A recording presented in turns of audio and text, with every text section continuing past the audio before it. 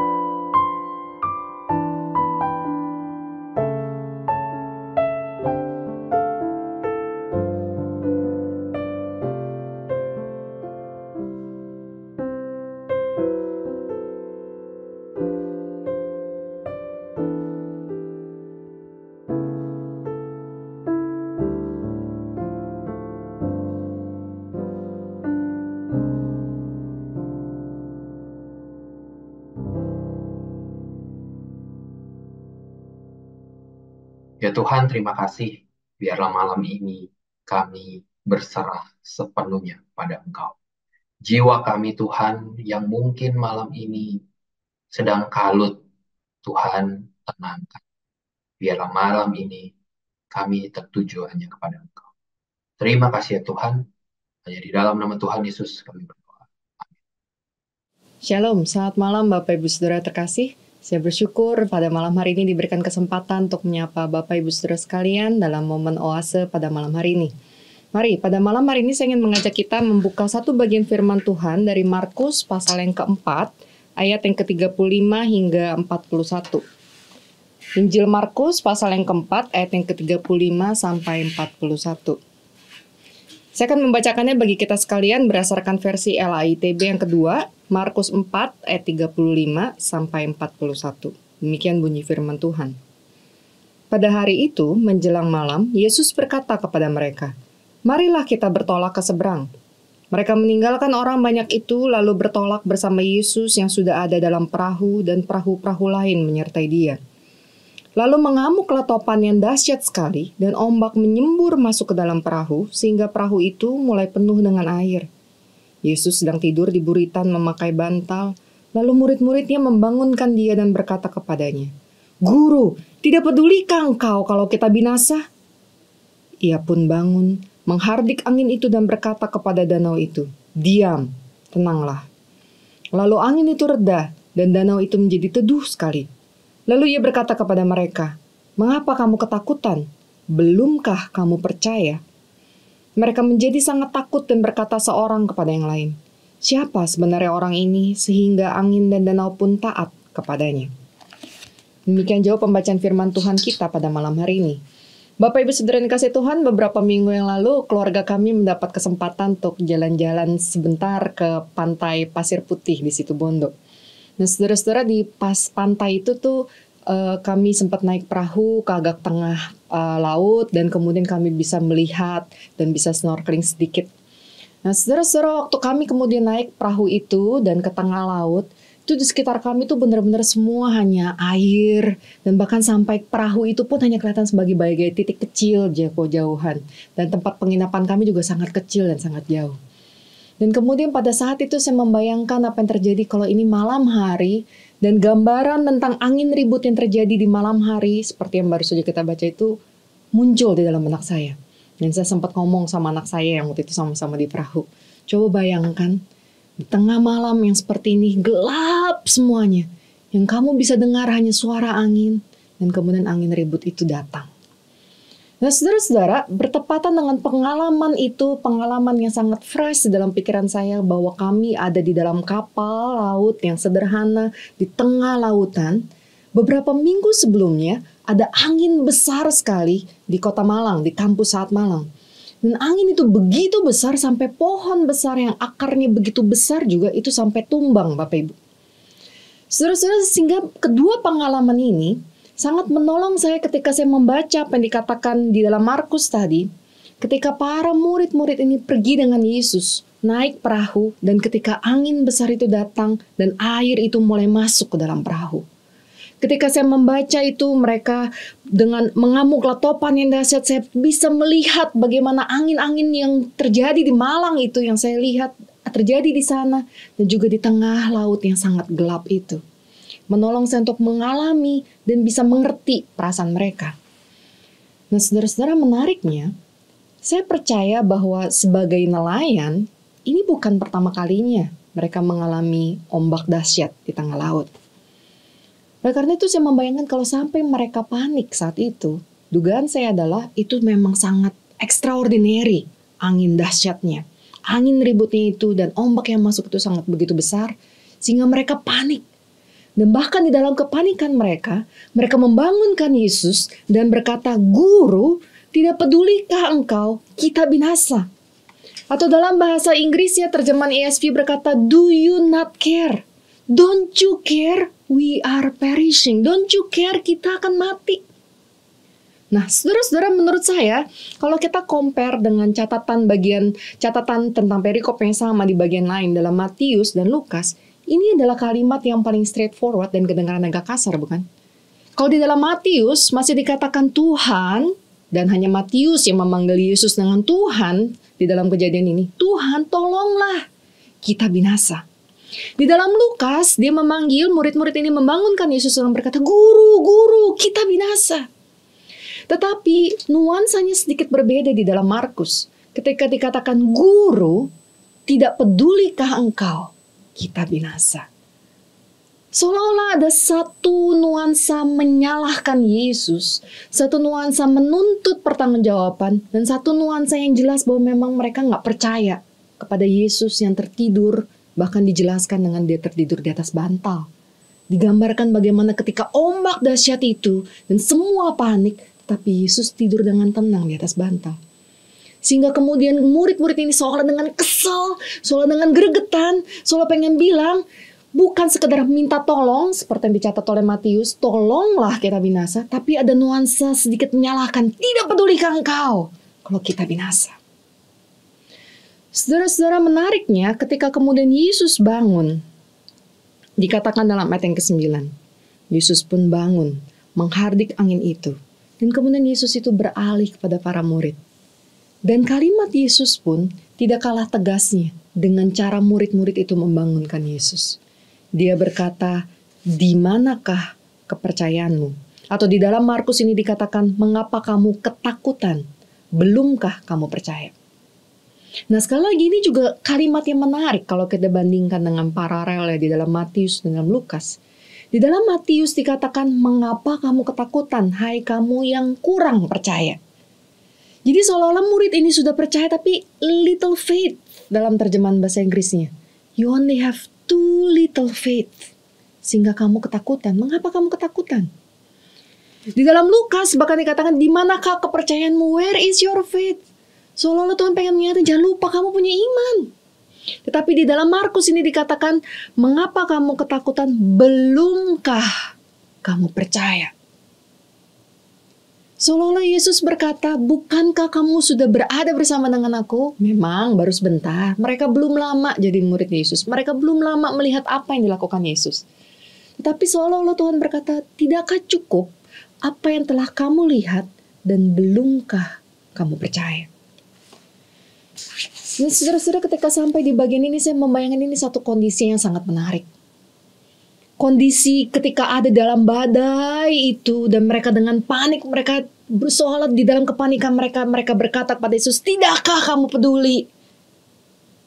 Seolah-olah menyalahkan Yesus dan respon Yesus pun tidak kalah tegasnya. Belumkah kamu percaya? Dan kenapa kamu takut? Dua pertanyaan ini, kenapa kamu takut? Dan belumkah kamu percaya? Jika kita hanya berhenti di sini, kita akan merasa bahwa Tuhan Yesus itu seolah-olah tidak empati, tidak punya perasaan yang memahami ketakutan para murid pada saat itu. Tetapi saudara-saudara, jika kita lihat lebih jauh, saya setuju dengan apa yang dikatakan oleh Elisabeth Elliot dalam bukunya Keep a Quiet Heart. Elisabeth Elliot memulai bukunya ini dengan menceritakan kisah ini. Angin ribut yang menyerang para murid malam itu. Dan kemudian Elisabeth Elliot menggambarkan bagaimana Yesus tidur dengan tenang. Dan dia berkata, kenapa Yesus bisa tidur dengan tenang malam hari itu? Dia berkata, karena Yesus punya a quiet heart. Because Jesus has a quiet heart. Lebih lanjut dia mengatakan, Jesus rests in full assurance that God the Father is in control. Yesus bisa beristirahat dengan tenang karena dia bersandar kepada keyakinan penuh bahwa Allah Bapanya itu adalah Allah yang memegang kendali. Dan keyakinan penuh itu, kepercayaan penuh itu yang memampukan dia untuk punya hati yang tenang. Have a quiet heart. Dengan kata lain, ketika Yesus bertanya, kenapa kamu ketakutan? Tidakkah kamu punya iman? Yesus bukannya menuduh, Yesus bukannya tidak mengerti, tetapi Yesus seolah-olah bilang, lihatlah aku juga ada di sini bersama dengan kalian, tetapi aku bisa tenang. I can have a quiet heart. Why? Karena aku percaya dan aku bersandar penuh kepada Allah yang memegang kontrol. Bapak Ibu Saudara yang dikasih Tuhan, suatu hari saya ingat sore-sore itu saya sedang mempersiapkan makan malam. Saya lagi motong-motong sayur sambil pikiran saya itu merasa sangat overwhelmed. Saya merasa tugas-tugas saya sebagai seorang ibu yang menghomeschooling kedua anak kami sambil pelayanan dan membina mahasiswa untuk pelayanan-pelayanan yang mereka harus lakukan, dan juga peran saya sebagai istri dan ibu rumah tangga itu sangat overwhelming saat itu. Saya terus tidak bisa berhenti berpikir tugas anak-anak yang belum saya periksa, persiapan mengajar besok, WA yang belum dibaca, WA yang bahkan belum dibalas setelah beberapa hari. Keputusan-keputusan berkaitan dengan pelayanan mahasiswa yang harus diambil, rapat-rapat yang menunggu. Sehingga saya ingat waktu itu saya potong sayur sampai rasanya saya ngedumel. Sampai saya bilang, aduh Tuhan ini gimana ceritanya, ini belum selesai, ini begini, orang ini begini, ini keputusannya susah dan begini-begini. Dan di dalam stresnya saya itu, sambil saya ngedumel dan ngomel-ngomel seolah-olah komplain ke Tuhan. Atau mungkin dalam bahasa para murid seolah-olah saya bilang, God don't you care, this is too much. Kemudian saya baca satu blog. Jadi memang ada beberapa blog yang suka saya save, yang saya baca untuk mendapatkan kekuatan. Dan biasa itu adalah blog tentang motherhood, blog tentang ministry's wife atau pastor's wife. Hari itu yang saya buka adalah blog tentang having a quiet time. Di blog itu tiba-tiba ada satu judul yang menarik berkata, How to have a quiet time ketika anak-anak itu sangat ribut. How to have a quiet time dengan anak-anak yang ada di rumah. Saya pikir wah ini sangat relevan sekali terkait dengan apa yang sedang tadi angin ribut yang ada di dalam kepala saya. Tetapi menarik ya kemudian, blog ini tidak seperti blog-blog lainnya yang kemudian berkata, ini ada 5 steps bagaimana caranya untuk have quiet time di tengah-tengah anak-anak yang lainnya. Tetapi kemudian ibu ini menulis blognya dengan berkata bahwa quiet time is not a routine. It is something that happens inside you. Quiet time is not a routine. It is something that happens inside you. Dia seolah-olah berusaha untuk berkata bahwa quiet time itu bukan sekedar satu kebiasaan mencari satu slot waktu. Tapi itu soal apa yang terjadi di dalam dirimu. Saudara-saudara, ketika saya baca itu, saya terdiam dan saya terduduk. Dan kemudian saya ingat saya menoleh ke anak-anak saya di luar yang sedang bermain dengan para tetangga. Dan di saat itu saya seolah-olah berpikir, saya yang dari tadi ngedumel, ngomel, dan seolah-olah bernyerukan kepada Tuhan, don't you care, ini ada sangat banyak yang kau berikan kepada saya. Ini ombak pikiran dan keputusan yang harus diambil yang tidak berhenti-henti, don't you care God. Tapi lewat blog ini seolah-olah Tuhan bilang, why are you afraid? Why are you panic? Why your heart is not quiet? Dan sore itu ketika saya melihat anak-anak itu dengan perspektif ini, dan diingatkan tentang apa yang Elisabeth Elliot katakan, keep a quiet heart. Saya sekali lagi berdoa kepada Tuhan. Saya bilang, Tuhan, saya masih tetap overwhelmed. Saya masih tetap overwhelmed dengan ombak pikiran dan tugas-tugas yang ada ini. But Lord, please give me a quiet heart. Saudara-saudara, saya yakin ketika Tuhan bertanya, kenapa kamu takut dan kenapa kamu tidak percaya, Tuhan bukannya meminta kita untuk mendinai perasaan overwhelm kita. Tuhan meminta kita untuk mendinai perasaan panik kita, mendinai perasaan kita yang rasanya nggak bisa menangani hidup ini. Tapi Tuhan minta kita untuk datang, membawa semuanya itu dengan jujur di hadapan Tuhan. Dan kemudian dengan penuh iman berkata, Lord, give me a quiet heart. Help me to keep a quiet heart. Hati yang tenang. Dan sebagaimana yang Yesus modelkan di atas perahu itu, a quiet heart adalah hati yang percaya penuh kepada Allah Bapa, Allah pencipta langit dan bumi yang memegang kendali. The God who is in control. Tuhan yang tahu apa yang harus saya lakukan dan ombak-ombak yang terjadi dalam kehidupan kita dan pelayanan kita. Dia Tuhan yang tahu, dia Tuhan yang memegang kendali. Dan bukan hanya itu, dia juga adalah Tuhan yang peduli. Dia bukan cuma Tuhan yang tahu apa yang terjadi, tahu apa yang akan terjadi di depan. Tapi dia juga adalah Tuhan yang ada bersama dengan kita di dalam perahu itu. Dan bukankah itu cukup untuk kemudian kita have a quiet heart? Tenang dan bersandar kepada Kristus, Tuhan yang memegang kendali dan Tuhan yang ada bersama dengan kita. Saudara-saudara yang dikasih Tuhan, mungkin ombak-ombak kehidupan yang Bapak Ibu Saudara hadapi jauh lebih besar, jauh lebih kompleks dari apa yang tadi saya sharingkan, dari apa yang saya alami. Mungkin saudara-saudara sungguh-sungguh merasa, Tuhan don't you care, kalau tidak ada yang berubah, saya tidak bisa bertahan. Tapi mari, bawa semua itu dengan jujur di hadapan Tuhan, tapi bukan dengan penghayatan untuk komplain. Bukan dengan pertanyaan untuk menyalahkan atau meragukan Tuhan. Tapi mari kita datang kepadanya dan berkata, God, this is overwhelming. Please give me a quiet heart.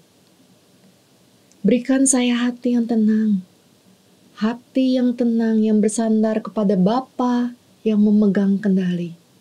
Hati yang tenang yang bersandar kepada Bapa yang turut ada bersama-sama dengan kita di dalam ombak itu.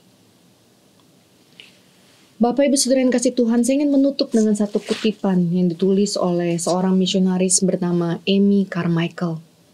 Dia adalah seorang misionaris yang melayani anak-anak di India dalam kondisi yang sulit.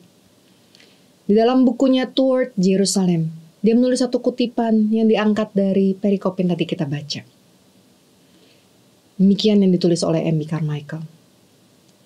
Thou art the Lord who slept upon the pillow. Thou art the Lord who soothed the furious sea. What matter bringing wind and tossing below, if only we are in the boat with thee. Hold us in quiet through the age-long minute. While thou art silent and the wind is shrill, can the boat sink while thou, dear Lord, are in it? Can the heart faint that waited on thy will?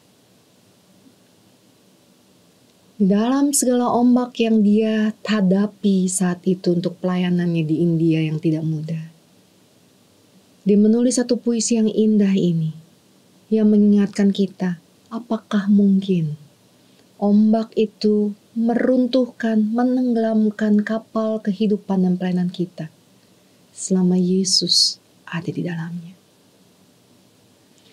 Karena itu saudara-saudara, mari malam hari ini kita akhiri hari sibuk kita, hari pelayanan kita dengan membawa semua pergumulan yang meng-overwhelming kehidupan kita.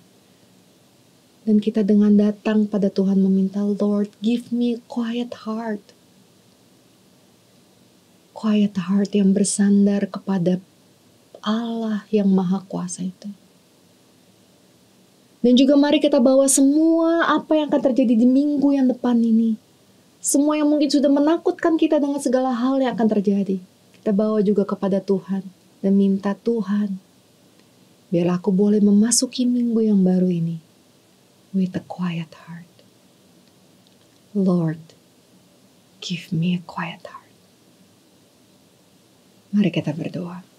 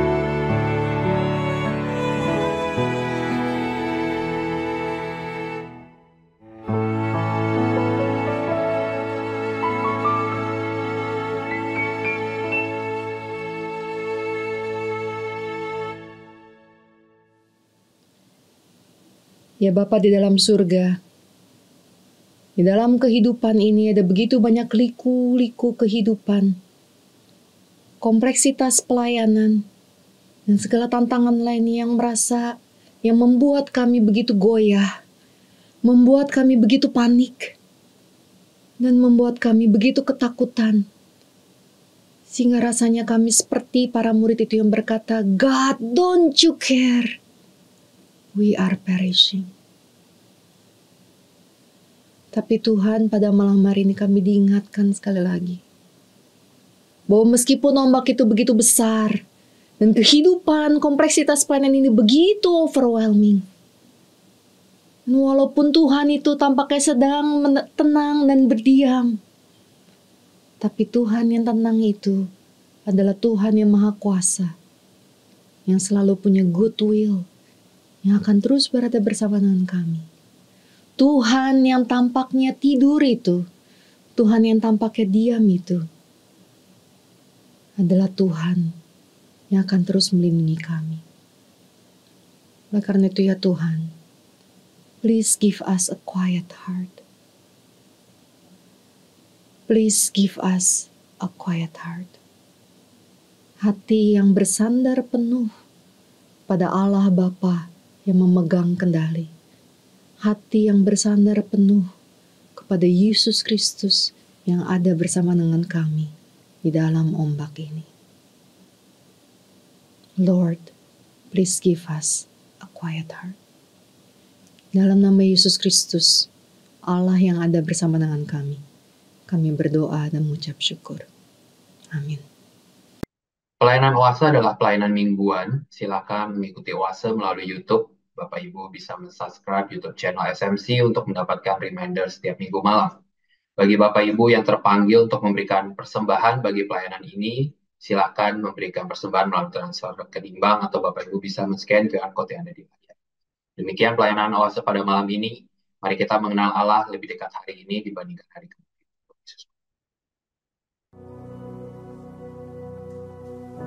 The Lord bless you and keep you. Make His face shine upon you and be gracious to you. The Lord turn His face toward you and give you peace.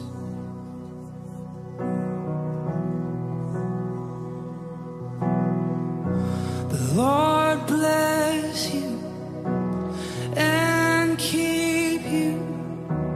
Make His face shine upon you and be gracious to you.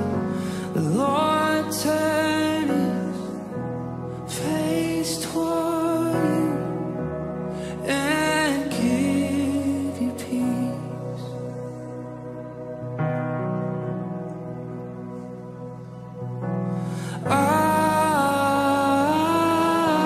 Amen. Amen. Amen. Amen.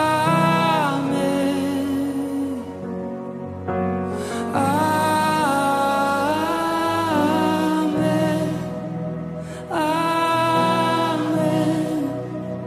Amen. The Lord bless you and keep you. Make His face shine upon you and be gracious to you. The Lord turn His face toward you and give you peace. As we receive, we agree. Amen. Amen.